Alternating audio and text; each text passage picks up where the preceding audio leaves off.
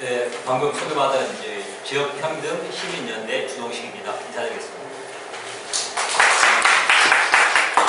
네, 저희 단체가 원래 지역차별 극복 시민행동인데 차별이랄지 또는 극복이랄지 단어가 너무 강하다, 그리고 좀 부정적인 어감이 강하다 그래서 최근에 내부 결의를 거쳐서 지역평등 시민연대로 이 단체 이름을 바꾸었습니다. 네, 이제 사실 오늘 제한된 시간에 대한정당이라는 큰 주제를 말씀드린다는 것은 굉장히 좀 시간상의 한계도 있고 역량도 부족한 부분인 것 같습니다. 그래서 오늘은 그동안 이제 사실 대한정당에 대한 뜻을 두고 같이 이야기했던 분들과 이야기하면서 느꼈던 부분, 그 부분을 중심으로 해서 동지들과 이야기하면서 느꼈던 부분들, 그 중에서 특정한 부분을 가지고 말씀을 드리겠습니다. 주로 어떤 부분이냐면은 그동안 이제 대한정당을 이야기하셨던 분들은 주로 장기적인 미래 이미지, 우리나라가 이제 어떻게 가야 될 것인가, 그 논의를 가지고 많이 이야기를 하셨던 것 같아요.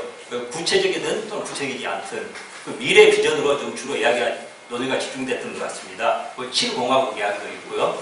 다 이제 그런 이야기 있었던 것 같은데, 저는 이제 그렇게 전략적이고 강명, 선전 차원의 이야기보다는 이제 구체적으로 대중들에게 직접 선동할 수 있는 액션 플랜에 있어서 어떤 부분이 필요한 것인가 하는 부분을 중점을 둬서 오늘은 좀 말씀을 드리고자 합니다. 먼저 이제 제3정당론의 함정이라는 부분을 가지고 말씀을 드리겠습니다. 처음에 이제 대한정당 논의가 시작되었을 때 이 활동의 표현은 되게 제3정당론이었습니다. 저는 사실 좀 제3정당론을 반대하는 입장이었어요.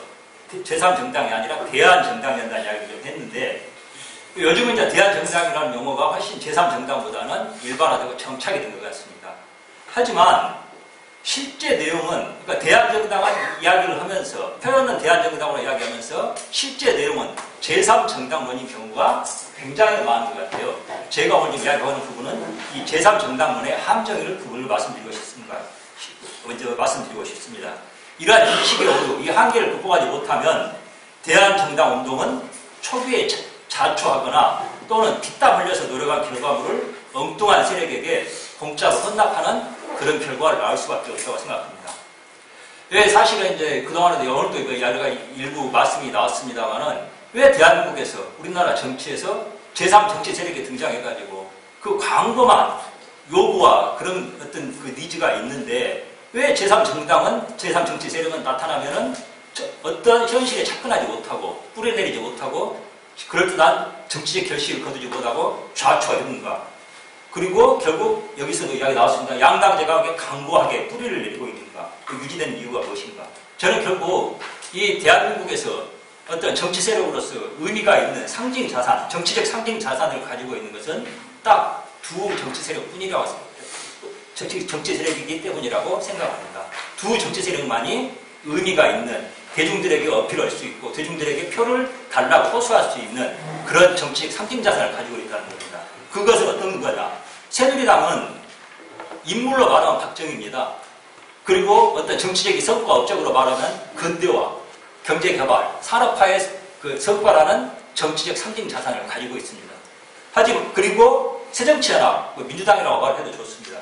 새정치연합은 80년대 민주화 항쟁, 흔히 말하는 87년 체제를 만든 민주화 투쟁의 성과, 좀 더 거슬러 올라가면 광주 민주항쟁의 성과, 그리고 인물로 말하자면 김대중, 이렇게 노무현까지 포함시켜도 좋습니다. 이런 인물로 상징되는 그런 정치적 상징 자산을 가지고 있다는 겁니다. 이 두 가지 상징 자산을 그대로 두고 또 하나의 어떤 정당을 만든다는 것은 반드시 제3정당론으로 빠질 수밖에 없고, 대한민국에서 그건 근거가 없는, 정치 사상도 없는 실천이 될 수밖에 없다. 타겟이 될 수밖에 없다. 그렇게 봅니다. 지금까지 그렇게 해왔기 때문에 저는 제3정치 세력이 이 두 정당, 양당을 벗어난 별도의 지대에서 정치 세력화를 해보자 하는 구상은 결코 성공할 수 없는 시도였고, 이것을 단적으로 보여주는 것이 진보 정당, 여러 가지 이름으로 존재해왔죠. 저도 사실은 88년 민중의당, 저도 지구당 위원장 출신입니다.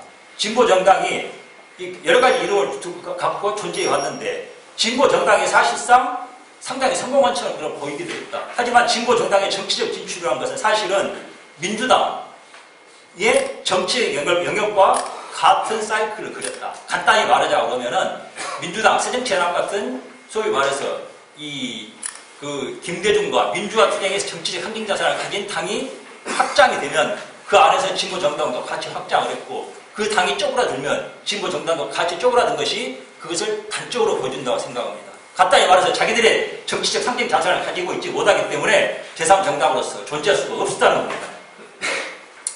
그래서 결국 우리가 뭔가 동지들이 대한정당을 모색하고 실천을 하려고 그러면은 새누리당과 새정치연합 이 양당 가운데 하나를 대체하는 정당이어야 된다. 제3지대에서 뭔가를 만들겠다 생각 저는 당장 포기한다고 생각합니다. 그건 절대 있을 수가 없다. 그러면은 두 가지 정당 중에서 어떤 정당을 대체해야 되는가? 현실론으로 말하겠습니다. 새누리당은 대체 불가능합니다. 훨씬 더 정치 자산, 가진 상징 자산이 많고 다 아시겠지만 영남지방에 막강한 지지를 얻고 있습니다. 그 정당 절대 그 지지 세력이 흔들리지 않습니다. 대체 불가능하다는 거예요. 간단히 말해서 박근혜 같은 어마어마한 팬덤을 가지고 있는 정치인도 한마디로 와서 한나라당 나갔다 깨갱했지 않습니까? 결국 다시 기어들어왔잖아요. 그것이 그것을 새누리당의 정치 자산의 위력을 보여준다고 생각해요. 그런다 그러면 대한정당을 실제로 대체할 수 있는 정치 세력은 누구인가? 간단히 말해서 새정치연합일 수밖에 없다고 본다는 겁니다. 그래서 그러면은 새정치연합의 정치적 자산이 어떤 것인가 하는 것에 대해서 지금 분석할 필요가 있다고 생각합니다. 두 번째, 새정치연합 이야기 이 부분입니다. 새정치연합의 문제를 이야기할 때 흔히 개파갈등 이야기를 합니다. 그런데 과연 개파갈등 이것이 원래는 정당 내에서 어떤 노선 갈등이라고 하면 이 정파 갈등이 있을 수가 있어요. 그런데 그것은 정치적 노선 차이로 생기는 게 맞습니다. 하지만 지금 이 새정치연합에서 개파 갈등이라는 게 과연 정치적 노선 차이로 발생하는 것인가? 그게 아니라는 겁니다. 김한길, 안철수, 박영선이 물러난 것이 노선 차이 때문입니까? 박영선이가 저기 누굽니까? 이상돈 씨 뭐 대비대위원장 부른다고 그럴 때 옆에 문재인이 앉혀놓고 윤어 받아가면서 그 했다는 거 아닙니까? 그 부인 못 하더라고요. 결국 이런 것은 지금 그 새정치연합 안에서의 어떤 개파 갈등이라는 것은 노선 차이에 의한 건강한 정치적 가치 추구에 따른 차이가 그 갈등이 아니고 새정치연합에도 개파 갈등은 친노 1, 친노 2, 친노 3, 친노 다시 이 의원들 사이의 개인적인 친소 관계에 의한 이권 배분, 당직이나 공천 등을 이권 배분을 둘러싼 갈등일 수밖에 없다는 겁니다. 비노와 개입과 반노 존재합니다. 하지만 그 의미는 숫자는 정말 존재가 미미하고 의미 있는 당내 분파를 형성하지 못하고 있습니다. 그래서 친노에 맞서서 반노, 비노가 어떤 세력을 형성하려고 하는데 대표 인물도 못 세우고 있다고 그런 지금 보도가 나오고 있습니다. 저는 새정치연합의 진짜 문제는 개파 갈등이 아니라고 봅니다. 그럼 새정치연합의 진짜 문제는 무엇인가? 신상필벌과 실사구시가 없다는 점입니다. 얼마 전에 저는 금정구청에서 했던 새정치연합 당원에게 듣는다는 장소에 자리에 가서 듣기도 하고 저도 EBC로 발언권을 얻어서 발언도 했습니다. 거기서 가장 많이 나오는 이야기가 이 공천 자본 문제입니다. 한 70%, 80% 정도는 공천 이야기더라고요. 왜 개판으로 공천을 하느냐? 니끼리 마음대로 헤쳐먹느냐 하는 그만입니다. 이게 소위 말해서 신상필벌의 문제입니다. 잘하는 놈은 상 주고 못하는 놈은 벌 줘야 되는데 새정치연합에는 그런 기본적인 어떤 질서가 조직의 질서가 무너지고 있다는 겁니다. 새정치연합에는 신상필벌이 없습니다. 또 하나 없는 것이 그때 그 당원에게 듣는다 차에서 많이 나오는 게 도무지 정치적인 어떤 정책 대안이나 어떤 컨텐츠가 하나도 없다. 간단히 말해서 그 세월호 사건 나가지고 그 새누리당이 그 세월호 유족들이고 어마어마한 특혜를 요구한다고 그래서 사실은 굉장히 어떤 거 많이 했는데 루머도 퍼뜨리고 마타도도 했는데 이 새정치연합 중앙당에서는 당원들에게 이 부분에서 어떻게 대처하라는 실탄도 전혀 주지 않고 있다는 이야기가 나오더라고요. 실탄이라는 게 무슨 돈이 아닙니다. 대응을 위해서 싸울 수 있는 그런 컨텐츠도 주지 않는다. 이건 결국 정책이 없다는 얘기거든요. 정책 부재. 간단히 말해서 이것은 바로 실사구시의 부재를 드러낸다고 봅니다. 실사구시가 있어야 이 진보 세력은 정책을 만들 수 있거든요. 실사구시 대신 새정치연합에 유일하게 하는 정책이 타령이 있습니다. 바로 이 신자유주의 타령입니다. 모든 게 신자유주의 탓이라고 돌아갑니다. 이 두 가지 문제를 관통하는 키워드가 무엇이냐? 저는 이게 바로 신뢰일 수밖에 없다고 생각합니다. 이것은 현실을, 새정치연합의 현실을 좀이라도 지켜본 사람들이라면 나는 동의할 수 있는 저는 결론이라고, 진단이라고 생각을 하거든요. 그리고 그 결과, 그러니까 실사구시도 못하고, 신상필벌도 못하는 친노 세력이 새정치연합의 주도권을 쥐고 모든 걸 좌우하면서 나타난 결과가 무엇이냐. 당내 투쟁에서는 백전백승합니다. 이 세력이. 하지만 대여투쟁, 선거투쟁에 가면은 100점 부패합니다. 이건 지금까지 이게 노무현 이후로 모든 선거에서 드러난 결과거든요. 그런데 그러면 이들은 왜 이런 문제를 벗어나지 못하는가? 바로 이들이 가진 정치적 자산이라는 게 아까 말했던 87년 민주화, 광주 항쟁, 그리고 김대중의 어떤 정치적 상징 자산이라는 게 이 사람들 것이 아니더라는 겁니다. 내다바이를 한 것이라고 생각합니다. 이 사람들이, 이 친노 세력들이 야권의 몇십 년 전통, 60년, 70년 전통의 이 야권의 우리나라 개혁 세력의 정치적 상징 자산을 도둑질해 갔기 때문에 이들은 이것을 자기 것으로 등기하는 수단으로 활용하고 있기 때문에 개혁 투쟁에 있어서 성과를 내지도 못하고 이길 수도 없다는 겁니다. 그런 실력이 없기 때문에 이 사람들이 노무현을 활용하는 이유는 바로 이 자기 것이 아닌 정치 상징 자산을 자기 것으로 등기하기 위해서 권리를 등기하기 위해서 노무현을 활용하고 있다는 겁니다. 모든 야권의 현재 문제가 가장 심각한 문제가 여기서 기인한다고 저는 생각합니다.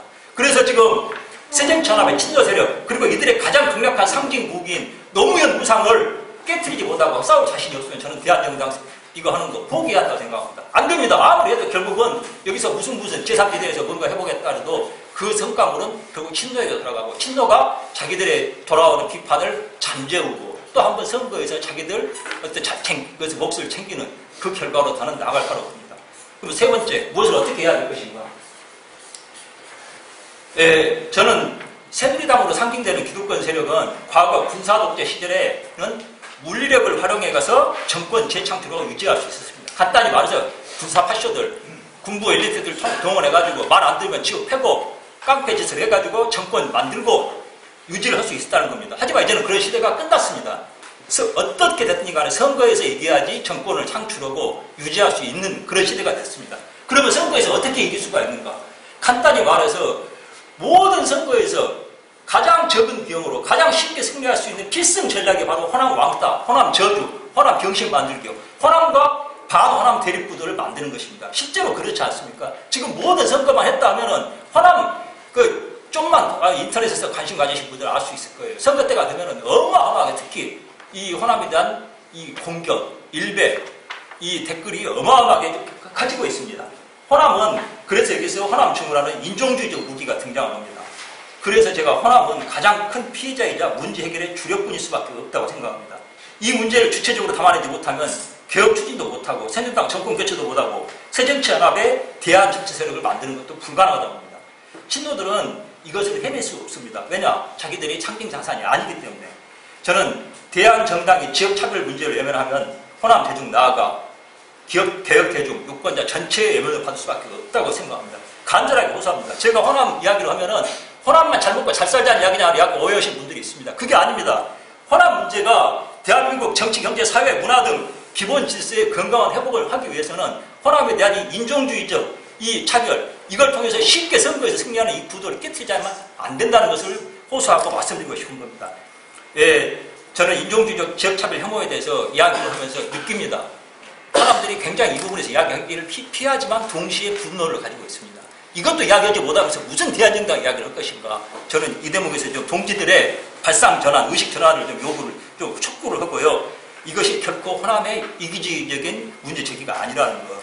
제가 실은 얼마 전에 이제 강령 토론 제안을 하면서 의식주의 2.0을 이야기했습니다만은 장기적인 목표에서 제가 지금 말씀드린 것은 당장에 눈앞에 닥친 액션 플랜, 선전 선동의 선전이 아닌 선동의 문제에 있어서 대중 선동에 있어서 문제를 이야기한 것이고 장기적인 선전, 프로파간다, 이 미래 이미지의 부분에 있어서는 의식주의 2.0을 이야기하고 싶은데 오늘은 시간이 너무 제한적이기 때문에 여기서 마치도록 하겠습니다. 감사합니다.